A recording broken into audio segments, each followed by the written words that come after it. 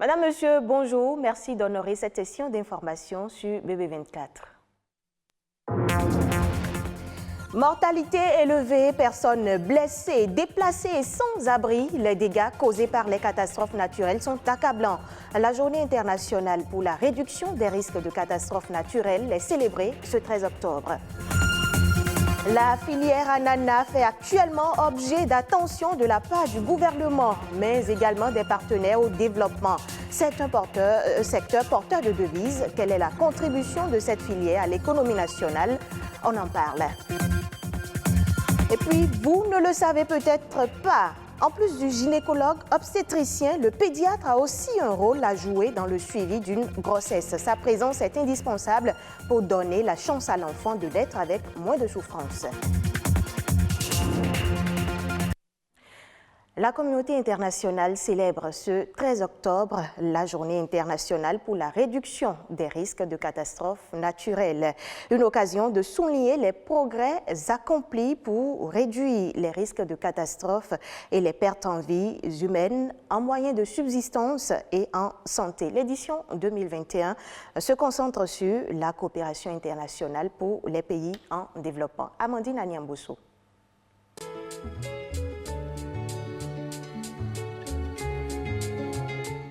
Les catastrophes naturelles touchent des millions de personnes chaque année dans le monde. Il s'agit des inondations, des tremblements de terre, des cyclones ou encore des tsunamis. C'est une perturbation grave du bon fonctionnement d'une population ou d'une communauté et qui affecte dangereusement les infrastructures qui peuvent créer des pertes en vies humaines. Les catastrophes naturelles résultent des interactions de plusieurs phénomènes naturels. Au Bénin, les catastrophes naturelles qui sévissent plus, c'est l'inondation, la sécheresse, il y a les tempêtes, il y a l'érosion côtière. Le réchauffement progressif du climat est un phénomène naturel qui fait qu'il y a les fontes glaciaires au niveau des pôles qui entraînent le débordement au niveau des océans, qui causent par exemple les tempêtes, qui causent également l'érosion côtière. Il y a aussi l'émission des gaz à effet de serre.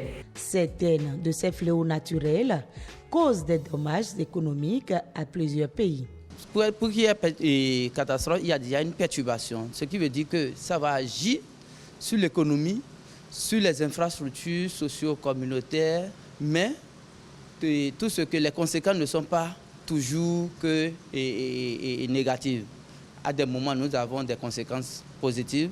Là, si je prends toujours l'exemple de notre basse vallée, les populations, quelquefois, ou bien souvent même, aiment quand il y a les inondations parce qu'après l'inondation, il y a des apports de limons fertiles qui permettent une bonne agriculture, qui renflouent l'économie et aident ces populations. La prévention reste la solution pour réduire ces événements naturels. La grande population de demain, les jeunes de demain, les ministres de demain, c'est les enfants que nous avons aujourd'hui. Il faut commencer par éduquer les petits-enfants déjà à l'école de base sur la prévention des catastrophes naturelles. Et notre action de prévention, c'est à travers nos bulletins de prévision et des alertes précoces que nous mettons en place. Et au niveau du Bénin, il y a 1 an ou 2 ans, et la politique nationale par rapport à la gestion et la réduction des risques de catastrophes est mise en place. Il y a même la stratégie aussi. Et actuellement, il y a la loi qui est au niveau de l'Assemblée qui attend le vote. La prévention est particulièrement importante pour préparer les populations aux catastrophes naturelles et ainsi limiter les dégâts et les souffrances.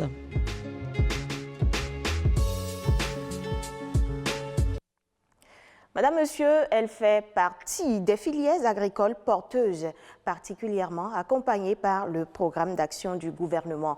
Outre le coton, le riz, l'anacarde ou encore le karité, le gouvernement soutient la filière ananas avec pour but d'impulser la création de pôles agricoles et industriels.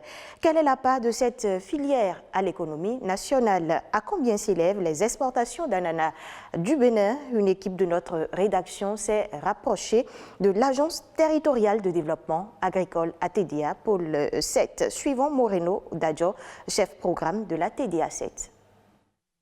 Il a été prouvé scientifiquement que Les ananas produits sur le plateau d'Alada ont une particularité en termes de goût, de saveur, de senteur, liée particulièrement à ce terroir, et ce qui fait que cet ananas est très apprécié un peu partout dans le monde. L'ananas béninois d'abord est exporté dans la sous-région, dans la région africaine, de grosses quantités sur le Nigeria en fruits frais, sur le Burkina Faso, sur le Niger, sur le Mali, mais aussi exporté dans l'Union européenne, en Belgique, en France, en Allemagne, en Suisse aussi, en Espagne tout récemment encore. Et l'ananas du Bénin va sur tous ces marchés en fruits frais. Mais l'ananas du Bénin va aussi en Afrique du Sud et dans d'autres pays sous forme d'ananas séchés, au Japon, etc. Et les jus d'ananas du Bénin vont aussi dans l'Union européenne, surtout sous forme de jus d'ananas biologiques, mais aussi les jus conventionnels vont au Sénégal, au Mali, au Niger, au Burkina Faso, et sont aussi très très appréciés dans tous ces pays-là. Pour les fruits frais, l'année dernière, jusqu'en décembre, on a pu exporter 1164 tonnes de fruits frais vers l'Union européenne. Et au niveau de l'ananas séché, c'est 466 tonnes environ qui ont été exportées sur différentes destinations. Et pour les découpes, nous sommes à 256 tonnes, découpes surgelées qui sont exportées du Bénin. Les produits transformés, comme je vous ai dit, notamment les jus, c'est beaucoup de volume, surtout qui va en Afrique de l'Ouest, et au Sénégal, au Mali, au Niger, au Burkina. Les volumes globaux transformés sont de l'ordre de 100 000 tonnes de fruits qu'on transforme en ces différents sous-produits et qui vont considérer environ 60% de ce volume comme du jus qui est envoyé sur les marchés régionaux. Et on parle à présent santé dans ce journal. Savez-vous qu'en plus du gynécologue obstétricien, le suivi d'une grossesse par un pédiatre est nécessaire pour le bien-être de la femme enceinte? Eh bien, il est révolu le temps où le pédiatre ne s'intéressait au bébé qu'à partir de la naissance. Sa présence est indispensable pour donner le maximum de chance au fœtus de naître avec un minimum de souffrance. Romuald Boton nous en parle dans ce reportage de Marianne Bossemedi.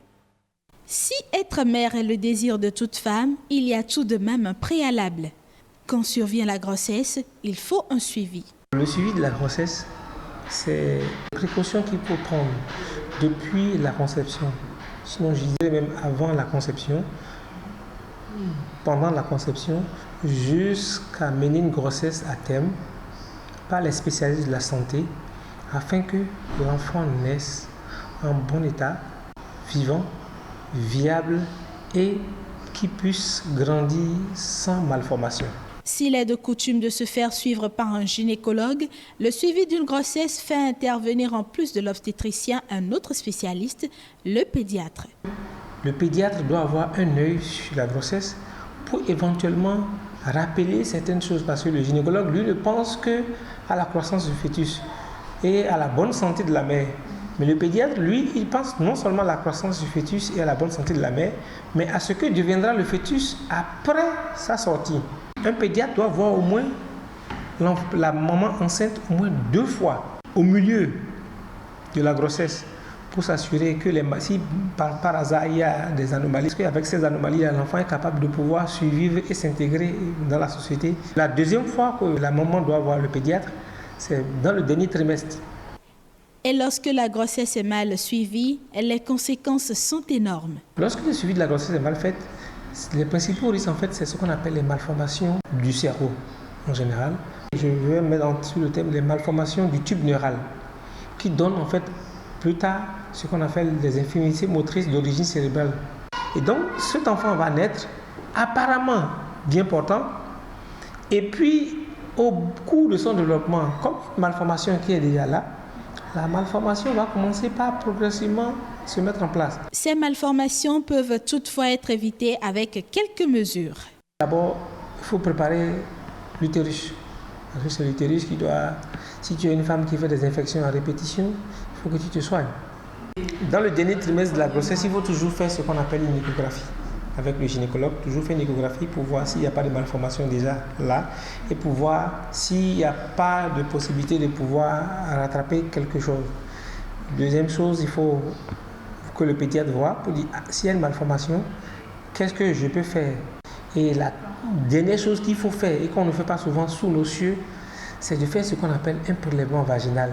Avant que la poche des os ne se rompe, faire juste un prélèvement vaginal et aller analyser pour savoir quel type de germe est déjà dans la flore qui puisse être notif pour l'enfant qui va traverser cette filière. L'enfant est le socle de la famille et de la société. Pour son bon développement et pour le bien de tous, un bon suivi de la grossesse par le tandem gynécologue-pédiatre est de mise. Information à l'international, madame, monsieur, l'aluminium grimpe à plus de 3 070 $, soit plus de 2 700 000 francs CFA la tonne. Une première depuis juillet 2008. Déjà sur une tendance haussière depuis le récent coup d'État en Guinée et les inquiétudes connexes pour l'offre de bauxite, le métal continue son ascension cette fois à cause de la baisse de la production due aux problèmes énergétiques en Chine, premier producteur mondial. Le coût élevé de l'électricité et les inondations de ces dernières semaines dans une grande région productrice de charbon, combustible qui compte pour 60% dans le mix énergétique du pays, ont aggravé la situation. Le reste de l'actualité sur le continent et ailleurs dans le monde, c'est dans cette compilation présentée ici par Rodrigue Bababouito.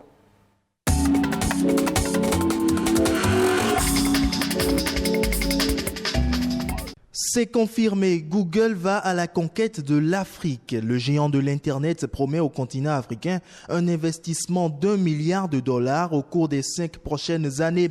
Le continent est pour les géants américains de la tech une gigantesque opportunité à saisir.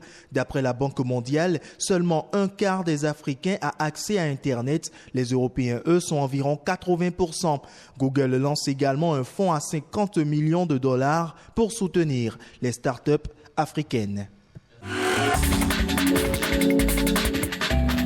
Ces derniers mois, le prix de l'étain ne cesse de grimper et de déprimer les industriels. Le métal incontournable pour les soudures affiche la plus forte hausse constatée dans la famille des métaux industriels. Il s'achète aujourd'hui à plus de 36 000 $ la tonne, soit environ 20 500 000 francs CFA, une progression de plus de 80% depuis le début de l'année. Après plusieurs reports dus à la pandémie de Covid-19, la COP15 biodiversité s'est ouverte ce lundi dans la ville de Kunming en Chine. Lors de l'ouverture de cette 15e session de la conférence des parties, la responsable de la biodiversité pour les Nations Unies a annoncé que le monde a désormais atteint un moment de vérité dans la protection de ses écosystèmes vitaux. Moins connue que la COP26 Climat, la plus grande conférence sur la biodiversité porte sur des sujets aussi cruciaux comme la lutte contre les pollutions et la préservation d'une nature en bonne santé. Elle va se tenir en 2 temps. La première partie est prévue pour se tenir jusqu'au 15 octobre en virtuel, puis la seconde aura lieu en présentiel du 25 avril au 8 mai 2022. Fini les films plastiques sur les fruits et les barquettes de légumes en France. Dès le 1er janvier 2022, de nombreux fruits et légumes frais non transformés ne vont plus être vendus sous plastique dans le pays. Selon un communiqué du gouvernement publié ce lundi, la mesure vise à éviter les emballages en plastique inutiles qui se comptent à plus d'1 milliard chaque année. Seuls les produits les plus fragiles comme les fruits rouges pourront être emballés dans du plastique jusqu'en 2026. C'est tout pour ce journal à 19h45 pour une autre édition complète de l'actualité sur Bénin Business 24.